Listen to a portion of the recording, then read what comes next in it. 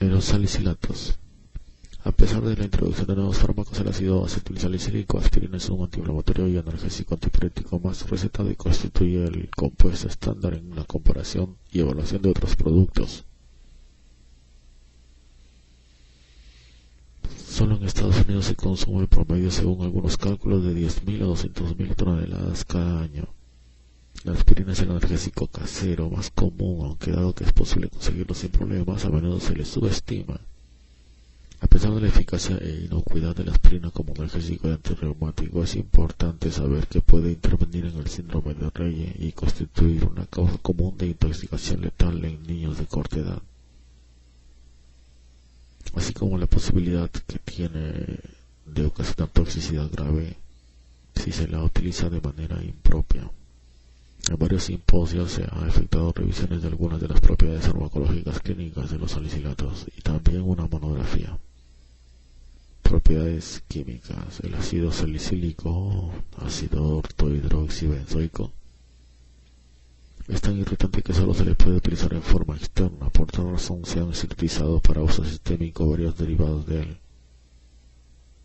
Comprenden dos grandes clases que son los esteres de ácido salicílico, obtenido por sustitución del grupo carboxilo, y los esteres de salicilato de ácidos orgánicos, en que se retiene el grupo carboxilo del ácido salicílico y se hace la sustitución en el grupo hidroxilo. Por ejemplo, la aspirina es un éster del ácido acético. Además existen sales del ácido salicílico. Pueden advertirse las relaciones químicas a partir de las fórmulas estructurales señaladas en la figura 27.1.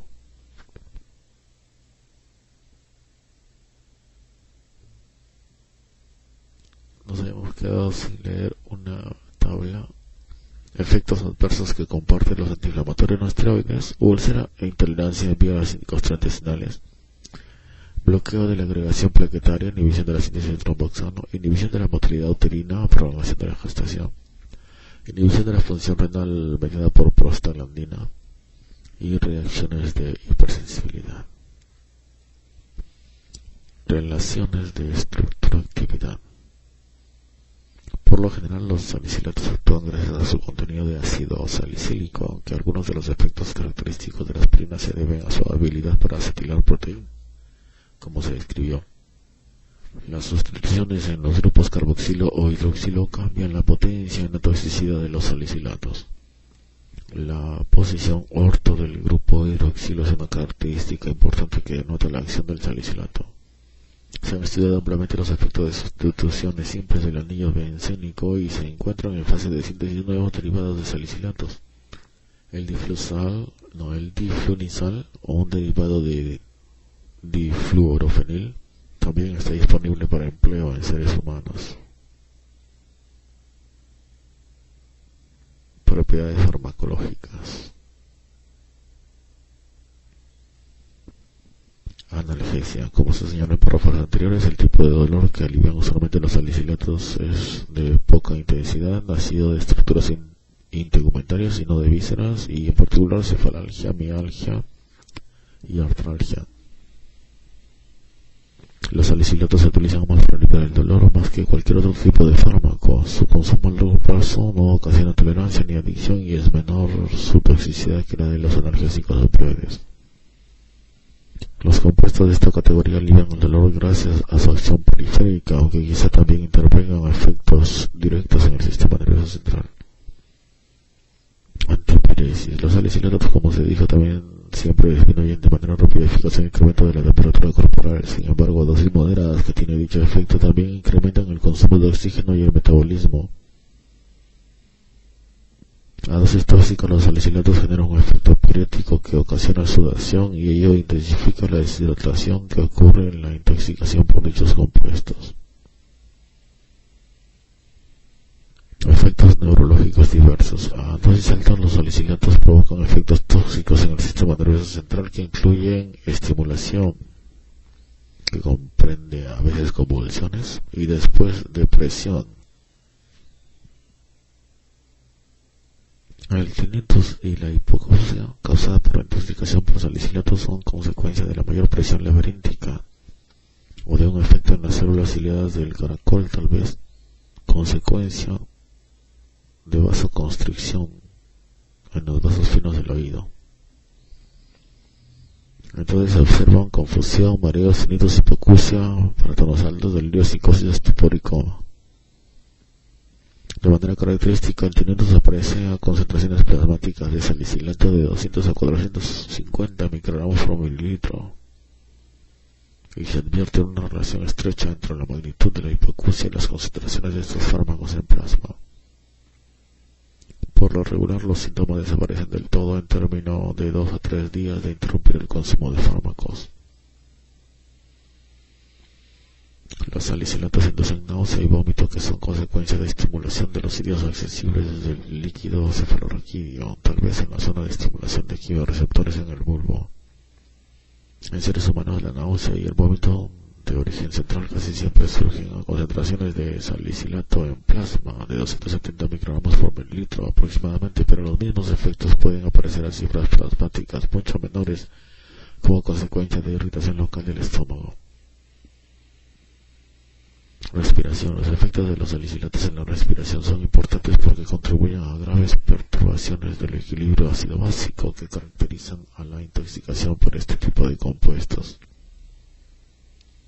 Los salicilatos estimulan la respiración de manera directa e indirecta. Las dosis terapéuticas completas de ellos intensifican el consumo de oxígeno y la producción de CO2, en particular en músculo estriado. Y dichos efectos son consecuencia del desacoplamiento de la fosforilación oxidativa inducida por salicilatos.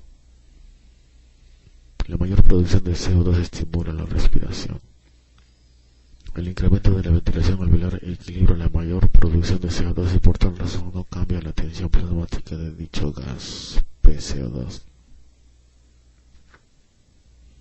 El incremento inicial de la ventilación alveolar se caracteriza más bien por profundización de la respiración y leve aceleración de frecuencias. Si la respuesta respiratoria al CO2 ha sido deprimida por la administración de un barbitúrico o un opioide, los salicilatos incrementarán la PCO2 plasmática en grado extraordinario y ocasionarán acidosis respiratoria. Estos compuestos estimulan directamente el centro respiratorio del bulbo, con lo cual acaece notable hiperventilación que se caracteriza por mayor profundidad y notable aceleración de la respiración. Las personas con intoxicación por salicilatos muestran incrementos extraordinarios en el volumen respiratorio por minuto y con ello surge alcalosis respiratoria. Las concentraciones plasmáticas de 350 microgramos de salicilato por mililitro casi siempre se acompañan de hiperventilación en seres humanos, y si la cifra llega a 500 microgramos por mililitro aparece hiperpnea extraordinaria. Después de dosis grandes o de exposición duradera, los salicilatos generan un efecto depresor en el bulbo. Las dosis tóxicas de los compuestos ocasionan parálisis respiratoria central y colapso circulatorio como consecuencia de depresión vasomotora. Dado que persiste la producción mayor de CO2, se presenta acidosis respiratoria. Equilibrio ácido básico y patrón de electrolitos. Las dosis terapéuticas de salicilatos ocasionan cambios netos en el equilibrio ácido básico y en el patrón de electrolitos. El fenómeno inicial, como se expuso, es la alcalosis respiratoria, y esta última es compensada por incremento de la excreción de bicarbonato en los riñones, que se acompaña de una mayor excreción de sodio y potasio. Por todo lo comentado, disminuyen los valores de bicarbonato en plasma y el pH sanguíneo busca su normalización. Esta es la fase de alcalosis respiratoria compensada y se observa muy a menudo en adultos que reciben dosis intensivas de salicilatos, si bien casi nunca evoluciona a etapas anteriores. Los cambios subsiguientes en el estado ácido básico por lo común aparecen solo cuando lactantes y niños ingieren dosis tóxicas de los salicilatos, y en ocasiones también el consumo de grandes cantidades en adultos. En lactantes y niños quizás no se detecte la fase de alcalosis respiratoria porque el niño con la intoxicación mencionada casi nunca es atendido en un momento muy temprano. En vez de ello, la fase de toxicidad ácido básica casi siempre asume manifestaciones clínicas como disminución de pH sanguíneo, menor concentración de bicarbonato plasmático y PCO2 plasmática normal o casi normal. Salvo la cifra de PCO2, los cambios mencionados son similares a los de la acidosis metabólica. No obstante, en realidad se trata de una combinación de acidosis respiratoria y metabólica que surge del siguiente modo. La producción mayor de CO2 rebasa su excreción alveolar por la depresión directa que llevan a cabo los salicilatos en la respiración. Por consecuencia, aumenta la PCO2 plasmática y disminuye el pH sanguíneo. La concentración de bicarbonato en plasma de antemano es menor por la mayor excreción de bicarbonato por riñones, y debido a ello el estado ácido básico en esta fase esencialmente es de acidosis respiratoria no compensada. Sin embargo, a ella se sobreañade acidosis metabólica verdadera por la acumulación de ácidos como consecuencia de tres procesos. El primero es que a concentraciones tóxicas de salicilato se desplazan 2 a 3.000 equivalentes de bicarbonato plasmático por litro. En segundo lugar, la depresión vasomotora causada por las dosis tóxicas de salicilato disminuye la función renal y como consecuencia se acumulan ácidos fuertes de origen metabólico, y en particular sulfúrico y fosfórico. En tercer lugar, los ácidos orgánicos se acumulan en forma secundaria a la alteración del metabolismo de carbohidratos inducidos por salicilatos, y entre ellos están los ácidos pirúvico, láctico y acetoacético. La serie de fenómenos que ocasionan perturbaciones ácido-básicas en la intoxicación por salicilatos también alteran el equilibrio de agua y electrolitos. La disminución de PCO2 plasmática hace que disminuya la resorción tubular de bicarbonato y hay una mayor excreción de sodio, potasio y agua por riñones. Además se pierde agua por la hiperhidrosis y la hiperventilación inducida por estos compuestos, y con ello aparece a muy breve plazo la deshidratación. A través de pulmones y sudor se pierde más agua que electrolitos, y por ello la deshidratación se acompaña de hipernatremia. El contacto o consumo duradero con dosis altas de salicilatos también ocasiona depresión del potasio por factores renales y extrarrenales. Efectos cardiovasculares. Las dosis terapéuticas habituales de salicilatos no generan efectos directos e importantes en el sistema cardiovascular. Los vasos periféricos tienden a dilatarse después que el sujeto consume grandes dosis por el efecto directo que sostienen en la capa del músculo liso de dichos vasos. Cantidades tóxicas deprimen la circulación por parálisis vasomotora directa y también mediada por el sistema nervioso central. Después del consumo de dosis muy grandes de salicilato sódico o aspirina, como las que se utilizan contra la fiebre reumática aguda, el volumen plasmático circulante aumenta en promedio de 20%. Disminuye el valor hematócrito y también se incrementa el gasto y trabajos cardíacos. En consecuencia, en la persona con signos manifiestos de carditis, las alteraciones mencionadas originan insuficiencia congestiva y edema pulmonar. Las dosis grandes de salicilato también causan edema pulmonar no cardiógeno, sobre todo en ancianos que ingieren en forma regular salicilatos por largo tiempo. Efectos en el tubo digestivo. La ingestión de salicilatos puede ocasionar molestias epigástricas, náuseas y vómito por el mecanismo emético que ha sido expuesto. Los compuestos en cuestión también generan a veces úlceras gástricas. En individuos que reciben altas dosis se han observado exacerbación de los síntomas de úlcera péptica, como pirosis, dispepsia, hemorragia en vías gastrointestinales y gastritis erosiva, pero estos datos pueden surgir incluso con dosis pequeñas. La hemorragia gástrica inducida por salicilatos a veces es indolora y pasa inadvertida, como suele ocurrir. Puede ocasionar anemia ferropénica. La ingestión diaria de 4 a 5 gramos de aspirina, dosis que produce concentraciones plasmáticas en límites usuales de la terapéutica antiinflamatoria, o sea de 120 a 350 miligramos por mililitro, hace que en promedio se pierdan de 3 a 8 mililitros de sangre al día, en comparación con 0.6 mililitros al día en sujetos no tratados. La exploración gastroscópica en sujetos que reciben salicilatos indica úlceras circunscritas y lesiones hemorrágicas en mucosa gástrica. En muchos sujetos hay múltiples lesiones hemorrágicas con áreas perfectamente definidas de necrosis focal. La incidencia de hemorragia alcanza su máximo en el caso de los salicilatos, que se disuelven con lentitud y se depositan en partículas en los pliegues de la mucosa gástrica. Los salicilatos no acetilados al parecer originan menor incidencia de úlceras gastroduodenales que la aspirina. Efectos en hígado y riñones. Los salicilatos ocasionan como mínimo dos formas de daño hepático. La primera, la hepatotoxicidad, depende de la dosis y casi siempre surge a concentraciones plasmáticas superiores a 150 microgramos por mililitro de forma constante. La mayor parte de los casos se observan en individuos con enfermedades del tejido conectivo. Casi nunca aparecen síntomas y el principal síntoma de daño en el hígado es el incremento de las actividades de enzimas hepatocelulares en plasma. En promedio, 5% de estas personas también tienen hepatomegalia, anorexia, náusea y ictericia, y en estos casos es mejor interrumpir el consumo de los fármacos. Por las razones comentadas y otras más, es conveniente restringir el uso de salicilatos en pacientes con hepatopatías crónicas. Innumerables datos señalan que el consumo de salicilatos constituye un factor importante de daño hepático y encefalopatía intensa que se observa en el síndrome de Reye. Entonces, el síndrome de Reye se trata de una consecuencia infrecuente pero a menudo letal de infección por varicela y otros virus, y en particular el de la influenza. No se ha corroborado una relación causal entre los salicilatos y el síndrome mencionado, pero se advierte un notable vínculo epidemiológico. Se ha propuesto que la aspirina y las enfermedades virales también dañan las mitocondrias, tal vez de modo preferente en sujetos con predisposición genética.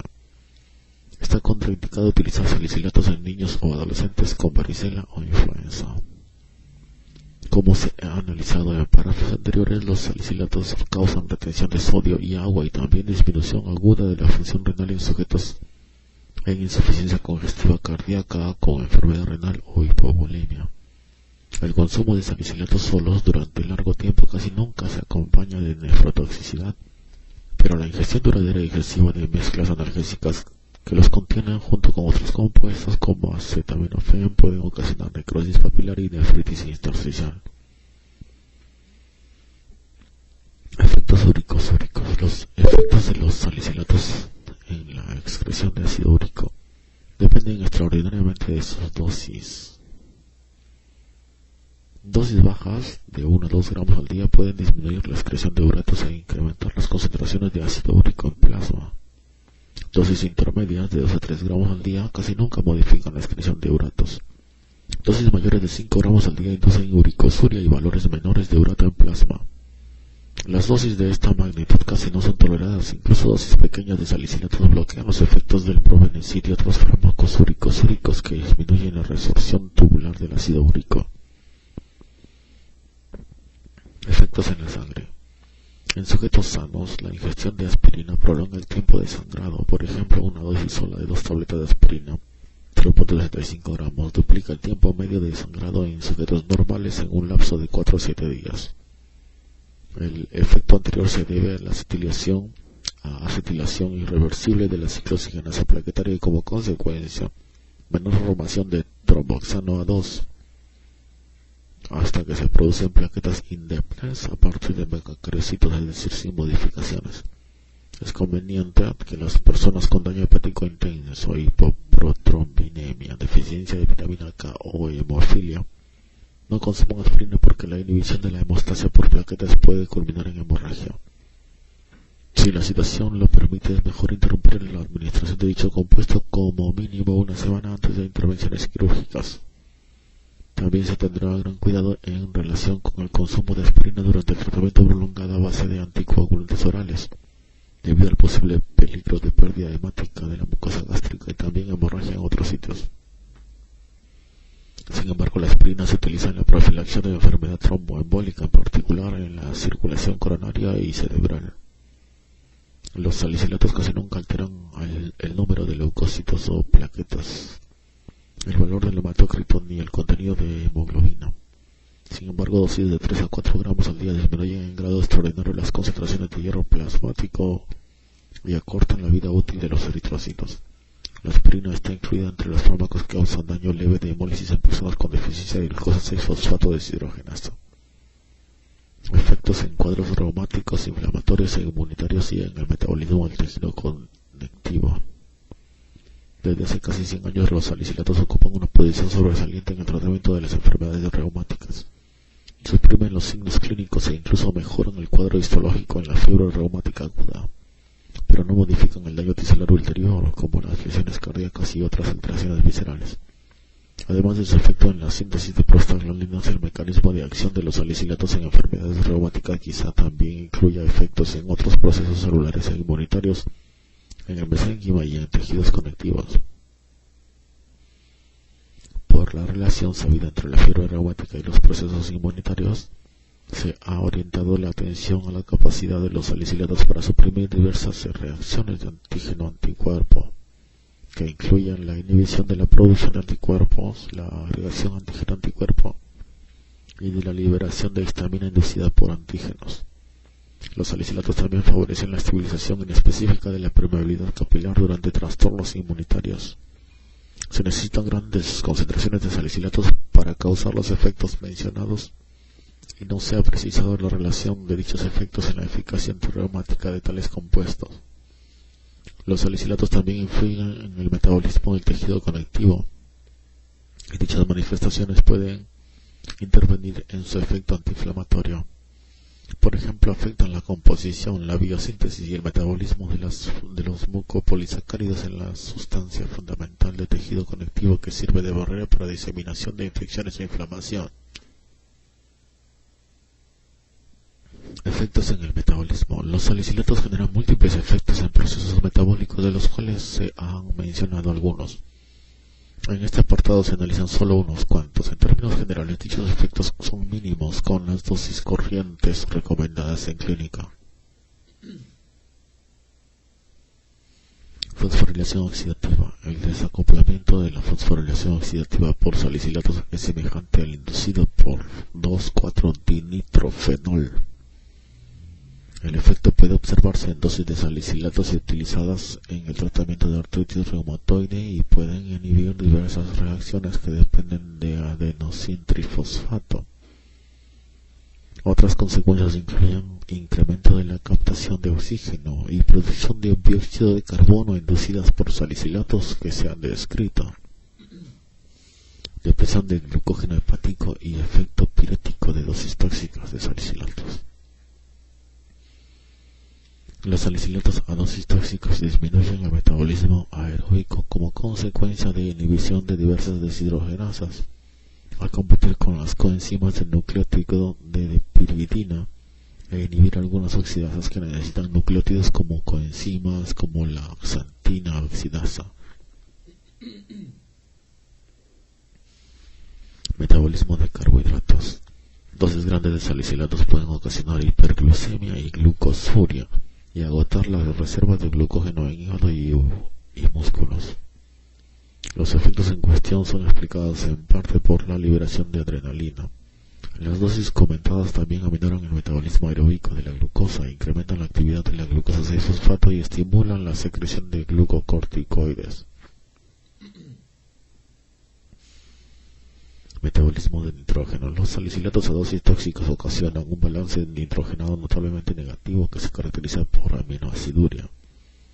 La activación corticosuprarrenal puede contribuir al balance negativo mencionado al intensificar la catabolia proteínica. Metabolismo de grasa. Los salicilatos disminuyen la lipogénesis al bloquear parcialmente la incorporación de acetato en los ácidos grasos. También inhiben la lipólisis de células grasas estimulada por adrenalina y desplazan los ácidos grasos de cadena larga de los sitios de unión en proteínas plasmáticas de seres humanos. La combinación de los efectos comentados hace que aumente la penetración de ácidos grasos en músculo, hígado y otros tejidos y también la oxidación de ellos, y que disminuyan las concentraciones plasmáticas de ácidos grasos libres, fosfolípidos y colesterol. Aumenta también la oxidación de cuerpos cetónicos. Efectos endocrinos.